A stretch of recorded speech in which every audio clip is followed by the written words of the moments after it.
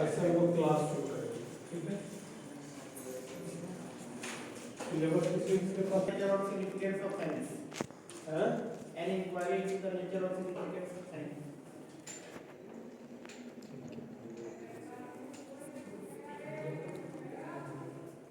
An inquiry into nature and causes of wealth of nations.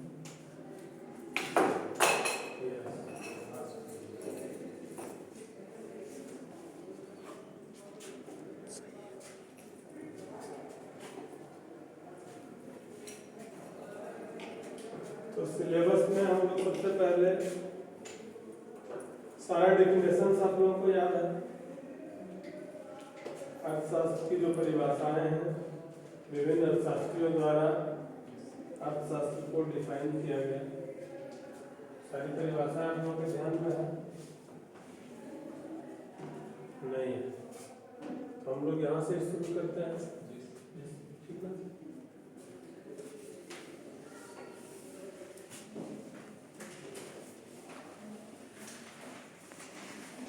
ठीक है, हम सब लोग की परिभाषाओं को पढ़ेंगे। इससे पहले हम इस बात को जानने का प्रयास करेंगे कि एडम स्मिथ के पहले इकोनॉमिक था या नहीं था। जब हम लोग इसको तहकीकात करते हैं इसका, तो हम लोग जानते हैं 326 BC में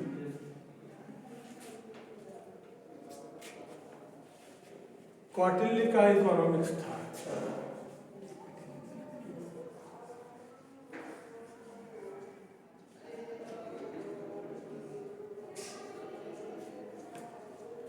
वह उसका लैंग्वेज क्या था? संस्कृत। संस्कृत भाषा में कौटिल्य ने पहले ही 326 BC में ही अर्थशास्त्र को लिखा था।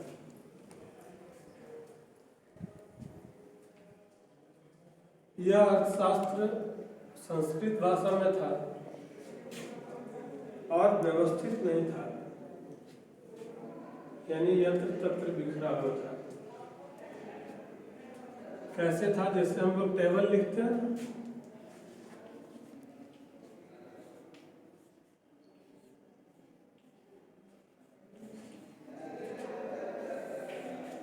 सारा डिजिट इसमें है जो एक 1 के टेबल में होता है या नहीं है?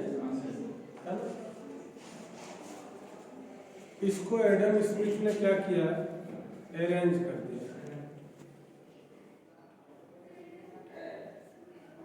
ये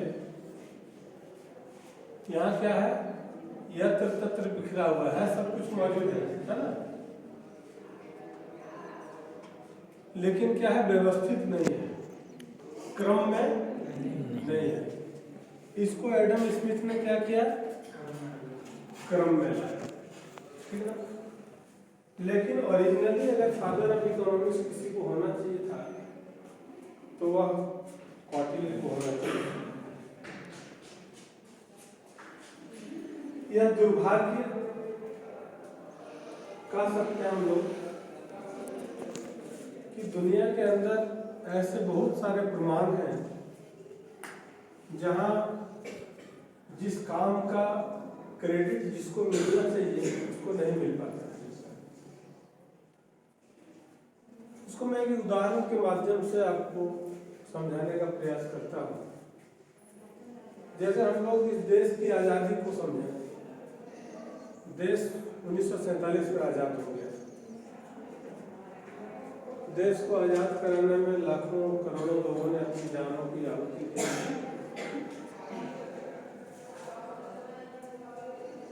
फादर ऑफ नेशन होगा वही गांधी। विचारणीय प्रश्न यह है कि जिन लोगों ने इस देश को आजाद कराने के लिए जान दिया वो ज्यादा महत्वपूर्ण थे या जो लोग जिंदा रह गए वो ज्यादा महत्वपूर्ण थे देश के लिए? बट फादर ऑफ नेशंस कौन हुए? इस उदाहरण से आप कॉटिल और एडम स्मिथ की बात को समझ गए, ठीक है। ओरिजिनली अर्थशास्त्र की उत्पत्ति के मूल में कौन है? कौटिल्य। कौटिल्य को हम लोग 3 नाम से जानते हैं, विष्णुगुप्त, चाणक्य, कौटिल्य। मूल नाम विष्णुगुप्त। लेकिन हम जिस अर्थशास्त्र को पढ़ने वाले हैं या पढ़ रहे हैं उसके फादर कौन है? एडम स्मिथ, ठीक है। तो चूंकि एडम स्मिथ ने उसको अरेंज किया इसलिए फादर ऑफ इकोनॉमिक्स कौन हो गए? Adam Smith. और हम उसी एडम स्मिथ को अर्थशास्त्र के पिता या जनक के रूप में मानते हैं, पढ़ते हैं, किताब में भी लिखा हुआ है। मेरा विशेष ध्यान इस बात पर रहता है कि मैं केवल किताब पर डिस्कस नहीं करता, उसके रेफरेंस के आधार पर जो व्यवहारिक चीजें हैं और जो मौलिक जानकारियां हैं उन जानकारियों को भी आप तक पहुंचा दें ताकि आप उस विषय को सही तरीके से समझो कि कैसे ऐसा हुआ। यह तो सवाल है ना कि जब कौटिल्य ने लिखा तो एडम स्मिथ क्यों हुआ? यह एक सवाल है। इसलिए उस सवाल को आपको समझाने के लिए मैंने एग्जाम्पल दिया है देश की आजादी का। एडम स्मिथ का जो जीवन था वह भी काफी संघर्षपूर्ण रहा। एडम स्मिथ के फादर अकाउंट ऑफिसर थे, अकाउंटेंट थे। जब एडम स्मिथ 4 महीने के थे यानी गर्भ में पैदा नहीं हुए थे, जब गर्भावस्था में 4 महीने का एडम स्मिथ थे उसी समय उनके पिताजी की मृत्यु हो जाती है। जन्म के 4 साल बाद एडम स्मिथ का किडनैप हो जाता है। लेकिन एडम स्मिथ शुरू से इंटेलिजेंट थे पढ़ने में और मैट्रिक की परीक्षा पास की तो उनको स्कॉलरशिप मिलना शुरू हो गया। स्कॉलरशिप एडम स्मिथ के जीवन में बहुत महत्वपूर्ण भूमिका निभा रहा था क्योंकि पिता के मृत्यु के बाद उनकी पारिवारिक स्थिति अच्छी नहीं थी जिससे वह मनचाहे विश्वविद्यालयों में या महाविद्यालयों में पढ़ सके। लेकिन स्कॉलरशिप जब मिलने लगा तो एक सपोर्ट हो गया जिससे एडम स्मिथ जैसा चाहते थे वैसा उनका अध्ययन का कार्य जो है वह चलना शुरू हो गया। और बहुत महत्वपूर्ण यह रहा कि उन्होंने अपने इच्छा के अनुरूप, जैसे कई बार लोगों की चाहते होती है कि आप जहाँ पढ़ रहे हो आपको वहाँ पढ़ाने का अवसर मिल जाए। कोई व्यक्ति आपके सामने जिस कुर्सी पर बैठा है, जिस चेयर को ये कर रहा है, उस चेयर पर आप चले जाओ। या डिफरेंट सेक्टर में जहाँ लोग काम करते हैं वहाँ भी ये सोचते हैं कि हम असिस्टेंट मैनेजर है तो मैनेजर हो जाए, मैनेजर है तो रीजनल मैनेजर हो जाए, रीजनल मैनेजर है तो फिर डीजीएम हो जाए। नहीं, तो उसी तरह से एडम स्मिथ की भी ये चाहत थी कि हम जहाँ पढ़े वहाँ पढ़ाएं। हुआ भी ऐसा ही कि कुछ दिनों के बाद उसी विश्वविद्यालय में वो लेक्चरर हो गए। लेकिन आज जो अर्थशास्त्र हम लोग पढ़ रहे हैं वो अर्थशास्त्र उस समय नहीं था। उस समय सब कंबाइंड था, दर्शन शास्त्र भी, क्योंकि एडम स्मिथ अर्थशास्त्र के स्टूडेंट नहीं थे, फिलॉसफी के स्टूडेंट थे जिसको हम लोग दर्शन शास्त्र कहते हैं। लेकिन उस समय कंबाइंड एजुकेशन था, क्लासिफिकेशन नहीं था सब्जेक्ट वाइज अलग अलग। तो उसमें पॉलिटिकल साइंस भी उसमें था, दर्शन शास्त्र भी था, अर्थशास्त्र भी था, ये सब कंबाइंड था। लेकिन आश्चर्य की बात यह है कि और जो अन्य विषय कंबाइंड थे उसके फादर एडम स्मिथ नहीं बने। जैसे फिलॉसफी के बन जाते, जैसे पॉलिटिकल साइंस के बन जाते, बने किसके? इकोनॉमिक्स के। तो ये तो उनके जीवन से संबंधित बातें हैं। बाद में फिर प्रवक्ता हो गए उसी विषय में, उसी विश्वविद्यालय में, और उन्होंने बड़ी बारीकी के साथ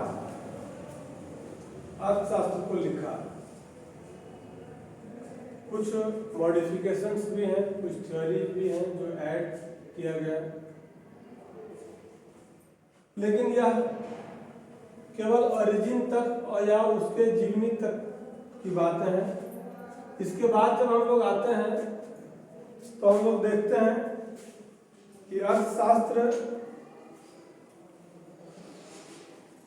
दो शब्दों के मेल से बना है, अर्थ और शास्त्र। संधि विच्छेद हम लोग करते हैं तो क्या मिलता है? अर्थ और शास्त्र। ठीक है, तो अर्थ तो हम लोग समझते ही हैं, शास्त्र को हम लोग अंग्रेजी में क्या कहते हैं? स्क्रिप्चर। ठीक है, शास्त्र शब्द बहुत महत्वपूर्ण है। शास्त्र शब्द जिस शब्द के साथ जुड़ता है उसके बारे में संपूर्ण और विस्तृत जानकारी देता है।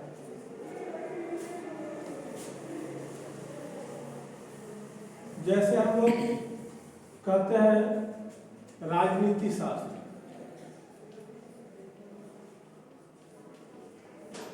दर्शन शास्त्र, अर्थशास्त्र, समाजशास्त्र, सब शब्द के साथ क्या है? अंत में शास्त्र शब्द जुड़ा हुआ है। तो शास्त्र शब्द जुड़ने का मतलब ये होता है होल एंड एंटायर इंफॉर्मेशन या डिटेल्स इंफॉर्मेशन देना। ठीक है, जैसे हम लोग समाजशास्त्र है, समाजशास्त्र में हम लोग क्या पढ़ते हैं? समाज, परिवार, समूह, समिति, संस्था, जाति, संस्कृति, सभ्यता, ऊंच नीच, छुआछूत, यही सब ना, विवाह, तलाक, यही सब। समाजशास्त्र में क्या है? समाज से संबंधित संपूर्ण और विस्तृत जानकारियां जो उपलब्ध कराता है वह कौन है? समाजशास्त्र। ठीक है, अर्थशास्त्र में हम लोग क्या पढ़ते हैं? उत्पादन, उपभोग, विनिमय, वितरण, ब्याज, आय, आयात निर्यात, व्यापार, बैंक, यही सब। या दैनिक जीवन से संबंधित अर्थ से जुड़ी हुई जो गतिविधियां हैं, इंटायर जो एक्टिविटीज हैं जो इकोनॉमिक एक्टिविटी से रिलेटेड है, वह सारी जानकारी कहाँ से लेते हैं हम लोग? अर्थशास्त्र। ठीक है, दार्शनिकों के जो विचार है वह कहाँ से लेते हैं? दर्शन शास्त्र। उनकी थ्योरी अलग होती है जिसको हम लोग दार्शनिक कहते हैं। जैसे हम लोग कहते हैं कि